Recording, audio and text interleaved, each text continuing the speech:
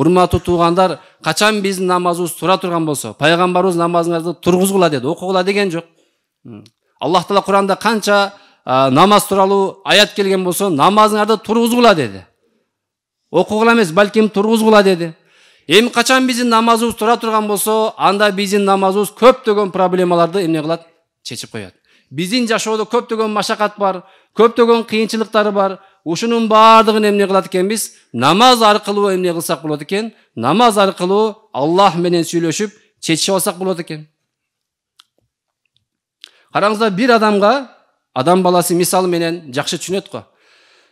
Бир адам 1000 сомго муктаж болуп, анан 10 000 сом ор адамды издеп, ошол адамга барган экен. Байке, мен 1000 сомго ушунчалык муктаж болуп турам. Бир аз кайрылышып турасызбы акчага?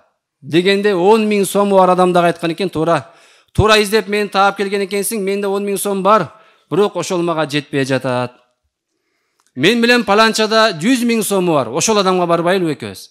Деп экөөбүз ээрчип алып, бирөөсүнө 1000 сом керек эле, бирөөсүнө 10 000 сом керек эле, ээрчип алып 100 000 сом бар адамга барып айтты. Байке, ушундай сизде 100 000 сом бар деп угуп келдик. Кандай дейсиз? Бирөөбүзгө 1000 сом, бирөөбүзгө 10 000 сом бир аз керек болуп жатат.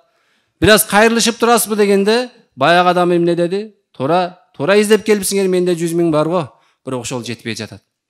Мен менен паланча миллионер адам бар, ошондо миллион турат сейфинде, ошол адамга барып көрбөйлү деп үчөөсү ээрчип алып каяка барды? Миллион сому бар адамга барып, арыз муңдарын айтып, андан суранышса, ал адам айтты, туура айтасыңар, турат миллион. Бирок ошонун дагы ордун таппай атам, карыздарым бар, береселерим бар деп, ал дагы өзүнүн үзүрүн айтты туугандар. Караңыздар, эгерде бул дүйнөнүн машакаты, кыйынчылыктары жана кыжаалатчылыктары эгерде бир акча менен, акчанын бир чеги менен, же бир байлык менен бүткөндө бир чек болмок эле да. Ушунча 1000 менен бүтөт депчи. Бирок бул дүйнөнүкү ошончо 1000 менен бүтпөйт экен туугандар.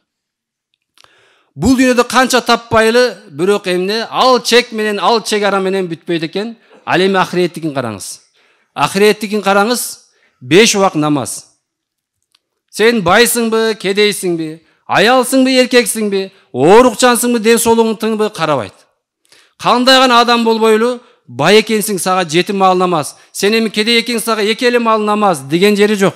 Балким кандай гана адам болбосун, урматтуу туугандар, 5 маал намаз, бул 5 маал намаз менен эмне болот экен? Дүйнө, ахиреттин бардык машакат, кыйынчылыктары чечилет туугандар.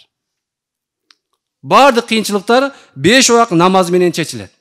Ошондуктан кээде туугандарыбыз айтып калат го, мен намаз окуп атам, эч кандай деле бир жылыш болбой атат, ушул менин чекеме, ушул менин пешенеме, эмне, маңдайыма, пешенеме тагдырымдай тескери жазылып калган окшойт. Эч эле бир ишим жүрүшпөй атат.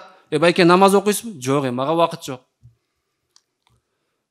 Караңыздар туугандар, кандай эле биз айтабыз, ушул пешенеме жазылган менин тагдырым ушул тескери болуп калган болсо керек деп бир аалымдан барып сураганда айткан экен да.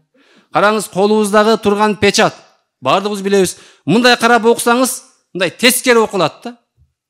Качан ошол печатты кагазга чаптасаңыз, койсоңуз, эмне болот? Андан кийин алсаңыз, кагазга туура жазылган болот. Кудум ошол сыяктуу урматтуу туугандар, биз дагы чекебизге жазылган тескери деп нааразы болуп аткан пешенебизди, ушул пешенебизди качан биз Аллахтын алдында сеждеге кое турган болсок, ошондо иншаалло биздин жашообуз оңолот.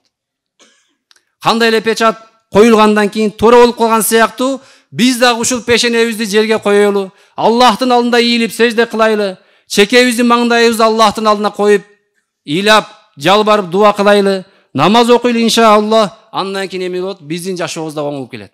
Оңолуп кетет туугандар.